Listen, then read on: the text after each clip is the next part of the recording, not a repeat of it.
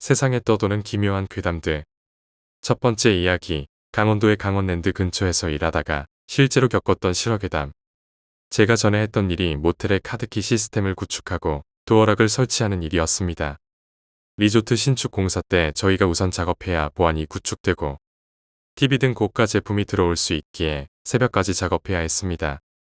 지금 생각해도 산 밑에 혼자 사람도 없는 곳에서 헤드라이트 하나에 의존해서 설치해야 하는 살벌한 환경이었고, 담당자가 리조트 콘도를 빼준다는 걸 혼자 넓은 방 안에 있기도 그렇고 해서 일을 끝내고 국밥에 소주 한 잔 걸치고 자려고 마다한 게 최악의 실수였습니다.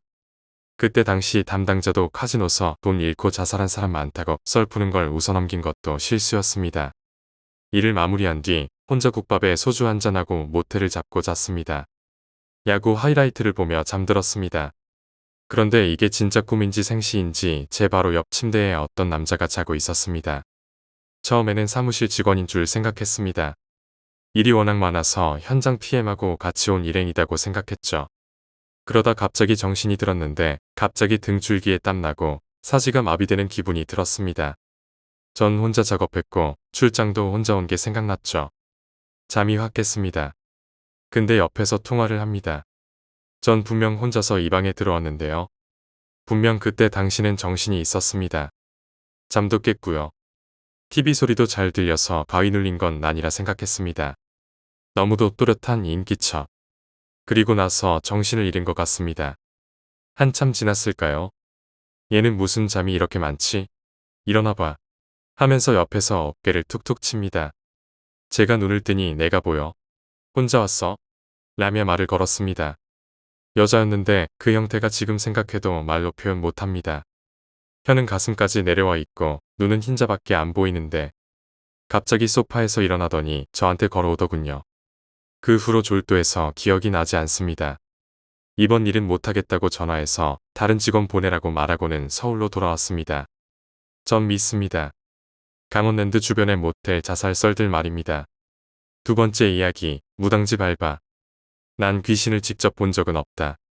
그런데 무당집 알바하면서 귀신 들렸다는 사람은 많이 봐왔다. 그래서 귀신이 방문을 두들겼다니 그런 허무맹랑한 소리는 그냥 지금도 개소리처럼 들리고, 내가 직접 본 귀신 들린 사람들 썰을 좀 풀어볼까 해. 흔히 무당을 사기다, 아니다라고 말하는데 내가 판단하기엔 거의 50%는 사기고 30%는 그냥 정신병자. 20%는 나도 모르겠다. 나도 귀신이란 건 절대 안 믿거든. 그런데 이 나머지 20%의 신내림은 지금도 뭔지 모르겠다. 내가 무당집 알바를 하게 된 건 여자친구 때문이었다. 당시 여친 어머니의 진짜 친한 친구분이 무당이었거든. 그리고 어머니가 좀 미신이나 뭐 이런 쪽으로 관심이 많고 엄청 잘 지키시는 분이었다. 아마 그래서 무당 친구분도 사귀신 거겠지. 그리고 그 어머님의 영향 때문인지 여친도 점이나 미신을 유별나다 싶을 정도로 믿었다. 서점 같은 데 가도 다른 책은 잘 안 보고 관상과 사주 같은 책만 둘러본다. 둘 다 학생이라 궁합 사주 같은 거 여친이 보자고 해도 몇만 원씩 못 내겠더라. 그래서 싸게 궁합이랑 사주도 볼 겸해서 어머님 친구가 하시는 무당집에 갔는데 무당 어머님이 사주랑 궁합을 나름 상세하게 설명해 주더라. 난 처음 보는 거였는데 이런 게 좋다, 안 좋다. 몇 살부터 뭘 하면 성공할 가능성이 많다 이런 이야기였다. 그리고 돈은 다 받더라. 그래도 친구 딸이라서 거절할 줄 알았는데 한 푼도 안 빼고 다 챙기더라고. 여튼 속으로 욕하면서 집에 갔고, 몇 달 뒤에 여친 집에서 과제를 하고 있는데 여친 어머님이 반찬 꾸러미를 챙겨주시면서 무당집에 갖다 주라는 심부름으로 두 번째 방문을 했을 때 일하던 사람이 그만두어서 굿하러 갈 때 짐 옮길 사람이 없다고. 일당 좀 챙겨줄 테니 전화하면 나와서 짐만 옮겨주면 된다고 부탁하더라. 서울 변두리라 알바를 해도 최저 시급도 못 미치는 푼돈 벌이밖에 안 되는데 그래도 두둑하게 챙겨주겠거니 싶어서 알겠다고 했다. 그리고 구순 많으면 일주일에 한 번, 없으면 한 달에 한 번 나갈까 말까였는데 이 상황이 좀 골 때린다. 일반적으로 집에 흉고가 생길 경우에 굿을 많이 하는데 대부분 사람 문제면 무당집에서 굿을 한다. 이게 좀 더 저렴하기도 하고, 만약 찾아가서 하게 되면 1,000만원에서 2,000만원 정도 줘야 하거든. 그런데 말이 1,000만원, 2,000만원이지. 정말 진짜 급박한 상황이 아니고선 이런 돈 쉽게 못 내거든. 그리고 처음 알바하러 갔을 때 내가 모르는 다른 세계가 있을 수도 있겠구나를 처음 생각했다. 수원에 있는 어떤 빌리지였는데 굿을 다른 곳에서 한다고 해도 당집 재단에 있는 모든 식기랑 굿할 때 쓰는 물품들은 전부 챙겨가야 한다. 굿하는 걸 이웃 눈에 띄면 안 좋은 말만 나오니까 전부 박스에 넣어서 가지고 간다. 신들이 건드리는 물건이라 함부로 움직이면 안 된다고 일일이 작은 부적을 붙이고 박스를 트럭에 쌓는 것도 최대한 원래 위치에 그대로 옮긴다. 여튼 그렇게 나랑 도우미 아줌마 한 명이랑 무당이랑 같이 도착했는데 꼬마애가 문제였다. 사실 이 정도로 큰 돈을 낼 문제면 자식 문제가 90% 이상이다. 그것도 병원에서 해결이 안 되는 거지.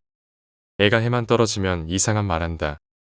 혜지는 바로 즉시 한두 시간 잠을 자고 일어나서는 아침까지 어느 나라 말인지도 모를 이상한 단어를 중얼거리면서 걸어다녔다.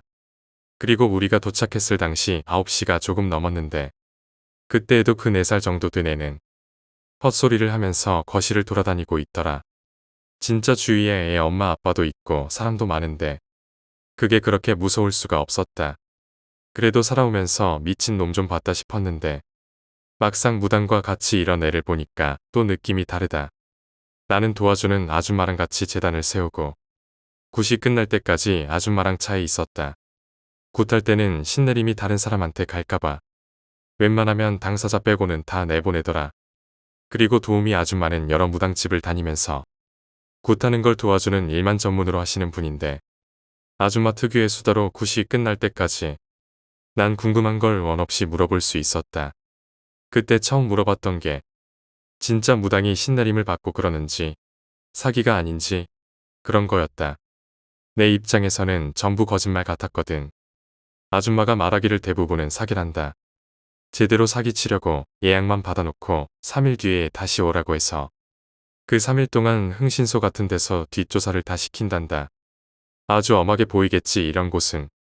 그리고 몇 집은 진짜 정신이 좀 나간 또라이를 집에 가둬놓고 신내림 받았다고 속이고 이용해 먹는단다.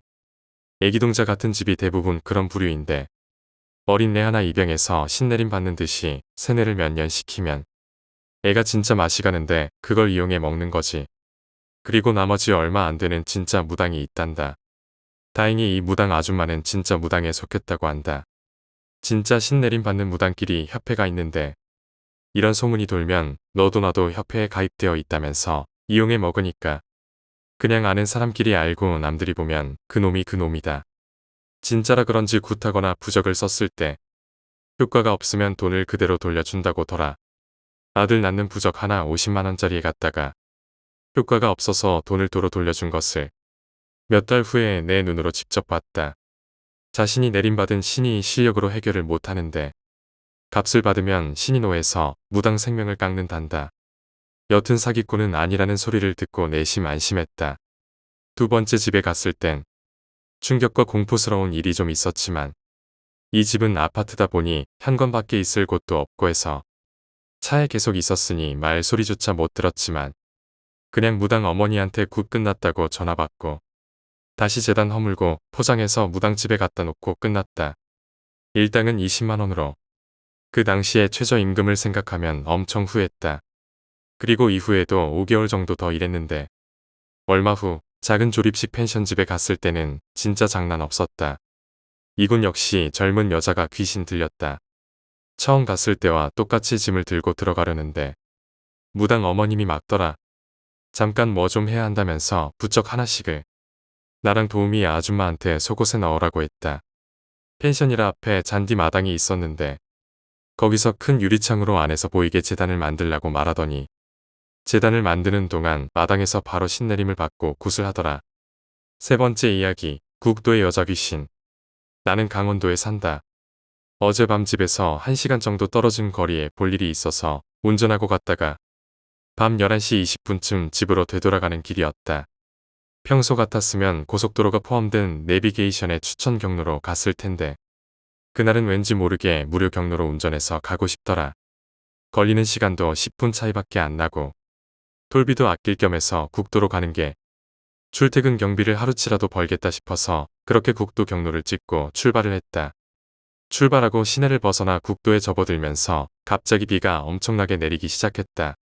나는 평소에도 출장과 외근이 많아서 운전에는 자신이 있었는데 이번에 처음 간 야간 국도는 가로등도 하나도 없이 완전 깜깜하더라고.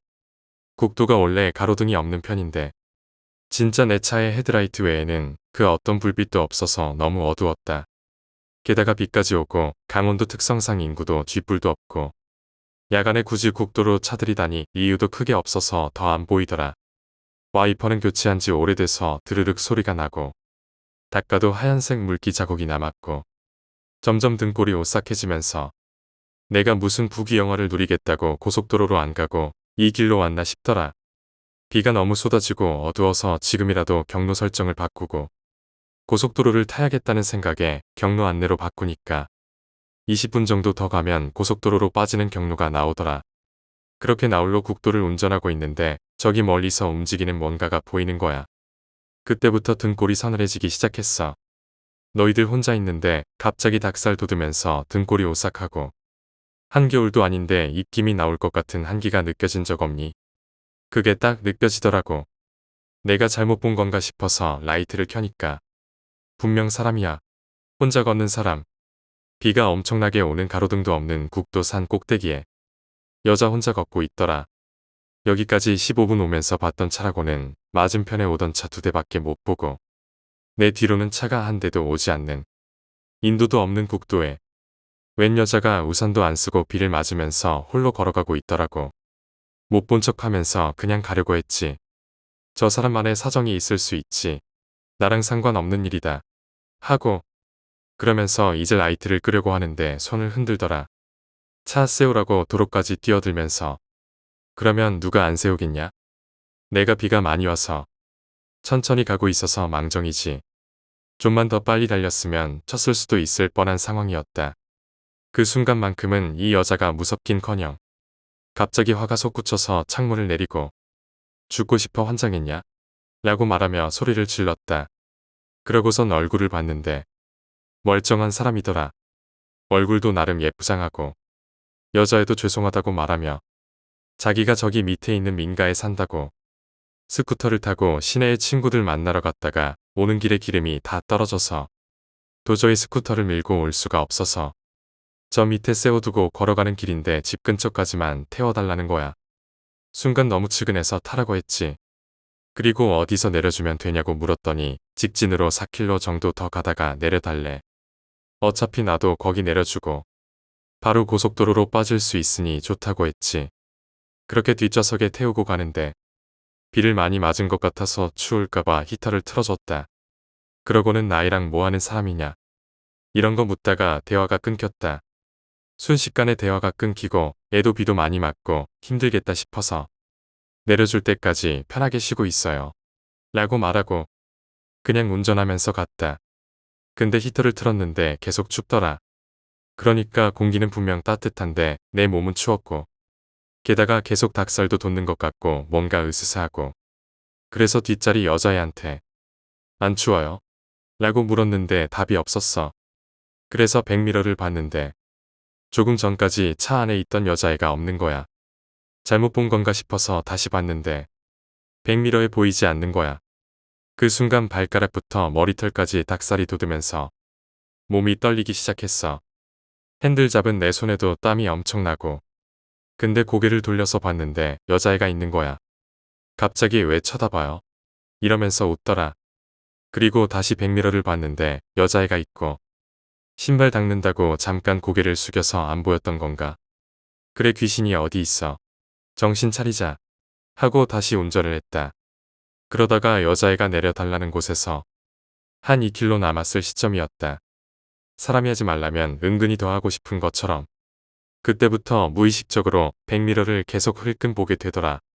내가 다시 백미러를 딱 봤을 때 여자애가 누나를 다 뒤집어 까고 흰자만 보이는 거야. 그 짧은 찰나에 내가 그걸 봤어. 그래. 비도 꽤 맞고 했으니 춥겠지. 그래 몸도 안 좋은데 코를 킁킁거린다던가 얼굴을 찡그리다던가 누나를 뒤집어 깰 수도 있는 거니까. 이런 식으로 자기 합리화를 하고 온몸이 땀에 젖어가며 애써 못 본 척 운전을 하는데 내가 정신이 나간 시점이 이때부터다. 사실 이때부터 고속도로 톨게이트까지 아무 기억이 없을 정도로 정말 무서웠다. 뒷자리 여자애가 혼잣말을 계속하더라. 뭐라고 연신 중얼중얼거리는 거야. 그래서 그 공포를 깨고자 뭐라고요? 라고 물어도 대답은 안 하고 자기 말만 해. 그렇게 공포에 질려서 가다가 여자애가 귀 옆에 바로 대고 말하더라. 여기 세워주세요. 근데 여기에 세워도 민가는 안 보였거든. 여기 집이 아무것도 없는데 하니까 저기 언덕만 지나면 아래에 바로 우리 집 나와요. 걱정 마요. 하더니 감사합니다 하고 비 맞고 뛰어가더라. 여자애가 내리자마자 나는 빠르게 달릴 생각으로 밟았다. 엑셀을 3개 밟은 지 5초도 안 됐는데 표지판에 사망사고 발생 지점. 그리고 좀 더 가니까 사망사고 잦은 지점 표지판이 보이더라. 표지판을 보는 순간 내가 태웠던 애는 진짜 귀신이다. 사람이 아니다. 라는 생각이 들었는데 한 10초 더 가니까 언덕 아래쪽에 어두운 차 안에서 봐서 잘은 안 보였지만 무슨 집 같은 게 하나 있긴 있어 보였다. 그러고는 고속도로 나와서 통행권을 뽑고 내가 너무 피곤해서 그랬던 거구나 싶어서 좀 쉬다 가려고 톨게이트에 가니 주차장 같은 곳에 차를 잠시 세우고 나와서 스트레칭을 하는 도중 뒷좌석에 비 맞았던 애가 탔으니까 물기를 좀 닦으려고 뒷좌석으로 갔는데 뒷좌석 발판도 의자도 물기 하나 없이 깨끗했다. 아니 깨끗한 정도를 떠나서 뽀송뽀송하더라. 걔 내려주고 아이씨까지 아주 길어봐야 5분도 안 걸렸는데 그 사이에 물기가 마를 수가 있었던 건지 그렇게 빗물이 뚝뚝 떨어질 정도로 비에 젖은 애였는데 히터를 틀어놨다 해도 의아하더라. 이때부터는 무서운 걸 떠나서 머리가 지끈거리고 너무 졸려서 아무 생각도 못하고 차 끌고 집에 와서 그냥 씻지도 못하고 뻗어버렸다. 그리고 오늘 일어나서 생각을 해봤는데 어제 내가 겪은 게 뭔가 싶더라. 오늘 이야기는 여기까지입니다. 네 번째 이야기, 응급실 괴담. 우리 병원은 대구 시내와 차로 30분 거리에 있는 곳이다. 어느 날 대구 시내에서 교통사고로 어떤 사람이 다치게 되었다. 다행히 큰 출혈은 없었지만 골절과 동시에 외상이 있었다. 그런데 그 운전자가 피해자를 병원에 데려다 주지도 않고 골절 외상을 입은 피해자를 자동차 뒷좌석에 실어서 2시간 동안 어디로 가는지도 모른 채 피해자는 무슨 해코지를 할까봐 말도 못하고 움직이지도 못하고 숨죽이며 운전자를 바라만 봤다고 한다. 그렇게 해서 우리 병원 응급실에 피해자를 바닥에 내팽겨치고 가해자는 유유히 떠났다. 하지만 가해자는 곧장 바로 잡혔다. 사고 위치에 CCTV가 있어서 사고 당시부터 우리 병원 응급실에 버리고 가는 장면까지 모두 찍혀버렸던 거야. 결국 잡혔는데 무서운 건 2시간 동안이나 차에 태우고 다니면서 응급실 바로 앞에 바닥에 버리고 가버렸대. 피해자는 얼마나 무서웠을까? 5번째 이야기, 변우민의 실화괴담. 이 이야기는 내가 홍콩에서 영화를 찍던 때 일이다. 1997년 9월 4일부터 10월 30일. 오랜 시간이 지난 지금도 기억하기 싫은 시간이다. 당시 나는 제작 부장 겸 조연으로 홍콩과 한국을 오가며 촬영과 번역 작업을 하다가 이래서는 안 되겠다며 현지의 아파트를 구해서 살았다. 여느 아파트와는 다를 바 없이 평범한 아파트였지만 첫날부터 기묘한 일이 시작되었다. 소파에 앉아 쉬고 있던 중 화장실에서 물 흐르는 소리가 나는 것이다. 처음에 난 아파트 수도가 오래되어서 헐거워지는 바람에 생긴 일이라고 치부했다. 수도꼭지를 꽉 잠그고 화장실 문을 닫고 돌아선 순간 다시 물이 흐르는 소리가 나는 것이 아닌가. 분명 내가 잠근 것을 확인했는데도 믿기 힘든 일이었다. 그 뒤로도 며칠간 물 흐르는 소리 때문에 화장실에 들어가지도 못하고 지냈다. 결국은 앞집에 사던 홍콩 할머니에게 물어보았더니 뜻밖의 말을 듣게 됐다. 이번엔 그 어린이 녀석이 자네 집에 간 모양이로구만. 여기서 그 꼬마 귀신 모르는 주민들이 없어. 그 애는 착한 애예요. 걱정 마세요. 할머니의 이야기를 듣고 나니 정말 다른 사람들도 알고 있는지 궁금했다. 나와 친분이 있던 주민들뿐 아니라 경비 아저씨 역시 꼬마 귀신에 대해 잘 알고 있었다. 착한 아이니 걱정 말라는 대답을 또 들으니 정말 믿을 수밖에 없는 상황이 됐다. 그날 이후 화장실에서 물 흐르는 소리가 날 때도 안심이 되기 시작했고 홍콩 스태프들에게 장난치지 말라는 홍콩말인 레이콕 닦고 있다를 말하면서 무서움을 떨쳐냈다. 그렇게 며칠이 지났을까? 촬영이 끝나고 돌아오니 화장실에선 물소리가 다시 들려오기 시작했다. 레이콕 닦고 있다. 난 너한테 관심 없어 그만해. 이렇게 혼잣말을 하며 화장실에 들어가 수도꼭지를 잠갔다. 그리고 돌아선 순간 문이 쾅 소리를 내며 닫혔다. 지금 난 화장실에서 나가지도 않았는데 저절로 문이 닫혀버리니 머릿속은 오만 가지 생각이 밀려왔다. 평소와는 다른 수준의 장난에 결국 나는 그 자리에서 얼어붙고 말았다. 날이 환히 밝을 때까지 문을 열지 못하고 가만히 변기 위에 앉아 있어야 했다. 당시엔 문을 열고 나서 무슨 일이라도 벌어질 것 같다는 불안감 투성이었던 걸로 기억한다. 아침이 되어서 겨우겨우 문을 열어 둘러본 집안 모습은 전혀 이상함이 없었다. 꼬마 귀신에게 조금은 무서움을 느끼던 와중에 결정적인 사건은 다음 날에 일어났다. 모처럼 촬영 스케줄이 없어서 휴식을 취하던 중 약속이나 한 듯 화장실에서 물이 흐르는 소리가 들려오기 시작했다. 역시나 평소 그러하듯이 레이콕 닦고 있다를 혼잣말로 말하며 화장실 수도꼭지를 잠그고 나왔다. 그런데 침대 이불 속에서 낯선 소년의 얼굴이 보이는 것이 아닌가. 눈과 머리를 보일 듯 말 듯이 하며 그 꼬마 귀신은 내게 모습을 드러낸 것이다. 결국 그날 내내 침대 위에 눕지도 못하고 뜬 눈으로 밤을 새고 촬영 현장에 다시 나가게 되었다. 공포심에 침대 쪽에는 애써 눈길도 주지 않은 채 말이다. 그런데 또 놀라운 일은 촬영 현장에서 겪게 되었다. 촬영 스케줄이 끝나고 홍콩 스태프들과 한국 스태프들이 술자리를 가지게 되었는데 나에게 평소 장난을 많이 치던 홍콩 스텝에게 장난치지 말라는 뜻으로 레이콕 닦고 있다를 말했다. 순간 조용해지면서 분위기가 가라앉으려 하자 한국 통역사가 나에게 넌지시 말을 건넸다. 그 말은 손가락 잘라버린다는 뜻이에요. 홍콩 스태프들이 짓궂은 장난을 쳤네요. 결국 꼬마 귀신이 나에게 모습을 드러낸 이유는 뜻도 잘 모른 채 험한 말을 하던 나에게 심술을 부리던 게 아닐런지도 모르겠다. 6번째 이야기, 일본 나고의 범죄괴담. 1988년 3월 18일 나고야시 나카가와구 주택가의 한 맨션에서 이 집의 주부가 살해된 채 발견되었다. 그 살해 방법은 실로 참혹하기가 이를 데가 없었는데 그 살해 방법은 양손을 단단히 묶고 전깃줄로 교살한 후 커트와 같은 얇은 칼날로 복부를 비스듬히 갈라 그 안에 태아를 산 채로 꺼낸 것이었다. 그 후 태아 대신에 자궁에 전화 수화기와 자동차 키를 넣어놓는 등 그 행각이 상식을 벗어난 초엽기 살인으로 이 사건은 끝내 미해결로 남은 채 2003년 3월 18일 공소시효가 만료되었다. 1988년 3월 18일 오후 6시 50분경 나고야시 나카가와구 토미타추의 회사원 Y씨는 일을 마치고 회사에서 자택으로 전화를 걸었다. 아내 X씨가 임신 중이었던 데다 출산 예정일이었던 13일이 지났음에도 아직 출산을 하지 않은 상태라서 걱정이 되었기 때문이다. 그러나 몇 번이나 전화벨을 울려도 아내는 전화를 받지 않았다. 그날 오후 1시 10분경에도 한 차례 전화를 걸었지만 그때는 금방 받았었다. 걱정이 든 Y씨는 서둘러 자택으로 돌아왔다. 집까지 오는데 걸린 시간은 30분 정도. 오후 7시 40분경 신흥주택지에 있는 맨션 2층에 자택에 귀가하자 의심스러운 점이 있었다. 언제나 자물쇠를 채워두는 현관문이 웬일인지 열려 있었던 것이다. 방 안은 깜깜했고 아내의 모습은 보이지 않았다. 방으로 들어가 옷부터 갈아입고 있었는데 아이의 울음소리가 났다. 기분 탓인가 하고 생각하며 Y씨가 거실에 들어서자 파란 드레스에 핑크 점퍼를 걸쳐 입은 X씨가 위를 보고 누운 채 쓰러져 있었다. 그 다리 사이에는 태어난 지 얼마 안 된 갓난아기가 울고 있었다.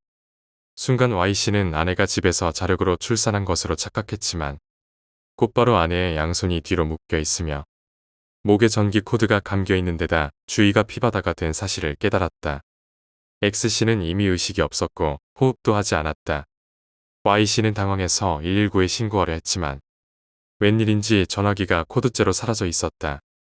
하는 수 없이 아래층 전화를 빌려 신고하고 방으로 돌아온 Y씨는 갓난아이의 몸부터 닦아주려다 아내의 복부에 이상이 있는 것을 눈치챘다. 자세히 보자 복부는 길게 찢어져 있었으며 그 안에는 미키마우스 키홀더가 달려있는 자동차 키와 분실된 전화기가 들어있었다. 그것은 행복한 가정을 이루고 있던 Y씨에게 있어서는 정말 너무나 잔혹한 광경이었다. 갓난아기는 범인이 꺼낸 것으로 보이며 아기의 탯줄은 벌써 잘라져 있었다. 갓난아기를 강제로 적출하는 것은 사실 매우 어려운 일로 잘못하면 다리 뼈가 접혀서 부러지거나 질식사할 확률이 높지만 그 아기는 다행히 무사했으며 단지 다리와 등의 세 군데에 베인 상처만 있었다. Y씨가 귀가했을 무렵 갓난아기는 꺼내진 지 2시간 정도가 경과된 상태였으므로 만약 Y씨의 귀가가 늦었다면 아기의 생명도 위험했다. 갓난아기는 저체온증으로 빈혈을 일으킨 상태였고 티아노제 증상도 있었지만 수술에 의해 목숨을 구해 4월 2일 무사히 퇴원했다. X씨의 사망 원인은 전기코드로 목을 졸린 것. 부검 결과 오후 3시를 지났을 무렵에 살해된 것으로 보인다.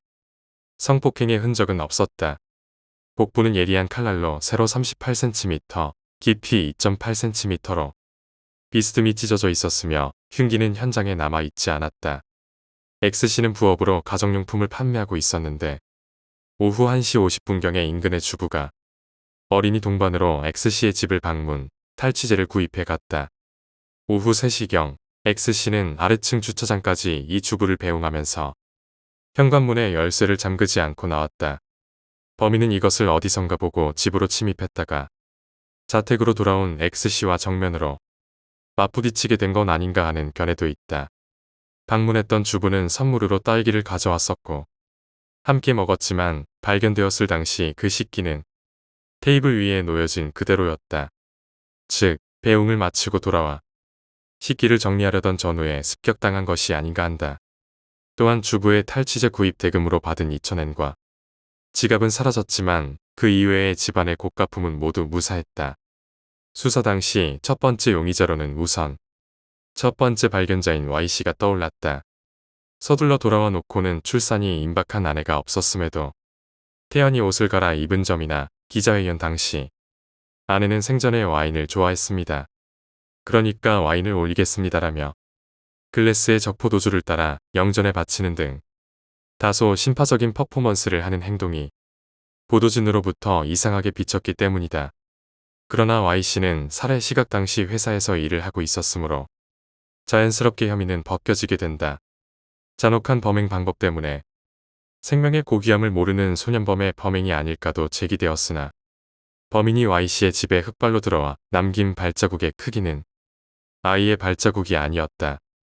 그러나 고교생쯤 되면 다리의 크기는 어른과 거의 차이가 없다는 점은 염두에 둘 필요가 있다. 그 외에 의심스러운 인물의 정보도 있었다. 아래층에 살고 있는 주부의 말에 따르면 당일 오후 3시 10분부터 20분경 사이 자택 현관의 문 손잡이를 누군가가 찰칵찰칵 돌리는 소리가 났다고 한다. 그리고 곧 차임이 울렸기에 나가보자 30대 전후에 셀러리맨 풍의 몸집이 작은 남자가 혹시 나카무라 씨가 사는 곳을 모릅니까? 하고 물었다고 한다. 왠지 기분 나빴던 주부는 곧바로 모릅니다라고 대답하고 문을 닫았으며 그 남자는 현장 부근에서 다른 몇 명의 사람에게도 목격되었다. 그는 킨테츠 토다역 방면에서 아파트나 맨션 주위를 돌며 나카무라라는 이에 대해 물으며 걷고 있었다고 한다. 경찰은 이 남자의 행방을 쫓았지만 이후의 자취는 파악되지 않았다. 결국 그 이후로 유력한 제보도 없는 채 2003년 3월 18일 사건은 공소시효 만료를 맞이했다. 1960년 7월 이 사건과 매우 유사한 사건이 일어난 바 있었다. 그 사건은 살해된 여중생의 배가 10십자로 찢어져 있었으며 그 안에 속옷유가 들어있던 사건이었다. 이 중학생을 집에서 꿰어낸 인물로 인근의 어부였던 A씨가 유력하게 떠올랐지만 그도 사건 현장 부근에서 자살한 시체로 발견되었다. 지극히 유사한 범죄 행각으로 밀어볼 때 두 사건의 범행을 저지른 범인들은 동일범 혹은 동일한 정신상태를 가진 범인일 가능성이 있다. 7번째 이야기, 폐허가 된 학교의 영혼. 어린 시절 나는 친구들과 함께 폐허가 된 학교에 놀러갔다. 그 학교는 몇 년 전에 대형 화재로 인해 완전히 폐쇄된 상태였으며 주민들 사이에서는 그곳에 이상한 기운이 감돌고 있다는 소문이 돌았다. 우리는 호기심에 가득 차서 저녁이 되기 전에 학교 안으로 들어가 보기로 결심했다. 어두운 복도를 따라 걸으며 창문 너머로 비치는 달빛을 바라보았다. 학교 건물은 이제 낡고 파손된 상태였지만 여전히 그 옛 영광을 조금이나마 느낄 수 있었다. 갑자기 누군가의 웃음소리가 들려왔다. 처음에는 바람소리라고 생각했지만 웃음소리는 점점 더 선명해졌고 우리를 향해 다가오는 듯했다.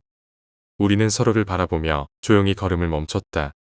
웃음소리는 더욱 가까워졌고 그림자가 우리를 감싸기 시작했다. 친구 중 한 명이 소리를 질렀고 우리는 공포에 질려 달려나왔다. 밖으로 나왔을 때 숨을 헐떡이며 돌아보았다. 하지만 뒤에는 아무도 없었다. 그 순간 우리는 마음속 깊은 곳에서 이상한 느낌을 받았다. 그 후로도 가끔씩 그 학교에서 아이들의 웃음소리가 들린다고 전해진다. 일부 주민들은 그 학교에 남아있는 영혼들이 여전히 아이들을 찾고 있다고 믿는다. 어느 날 호기심을 참지 못한 또 다른 친구가 그 학교로 돌아가려 했지만 그는 다시 돌아오지 못했다. 그의 행방은 아직도 미스터리로 남아있으며 그 학교에 대한 두려움은 더욱 커졌다. 우리는 그 친구의 실종 이후로 그 학교에 접근하지 않기로 다짐했다.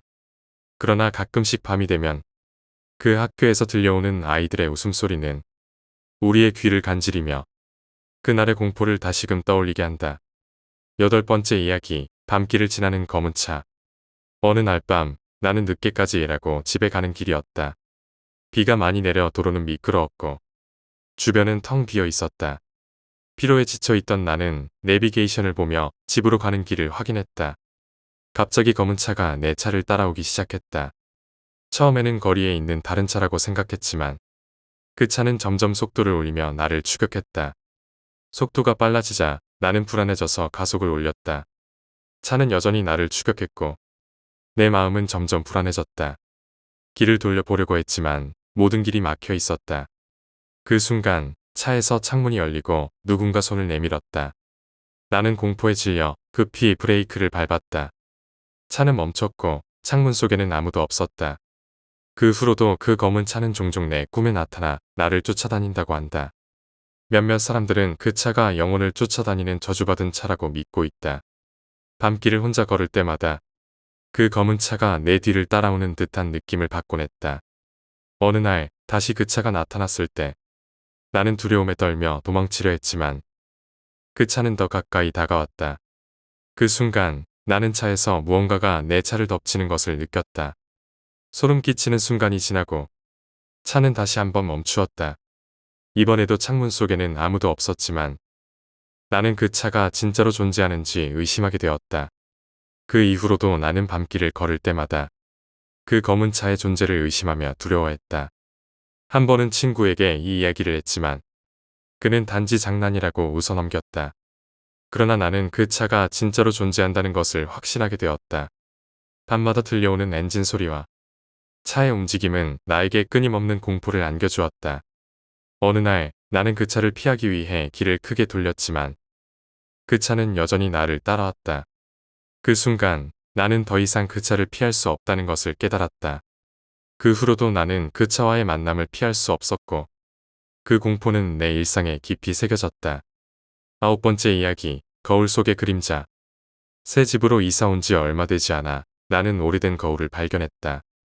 그 거울은 오래되어 프레임이 부서져 있었지만 여전히 아름다운 디자인을 자랑했다. 밤마다 잠자리에 들기 전에 거울을 보곤 했다.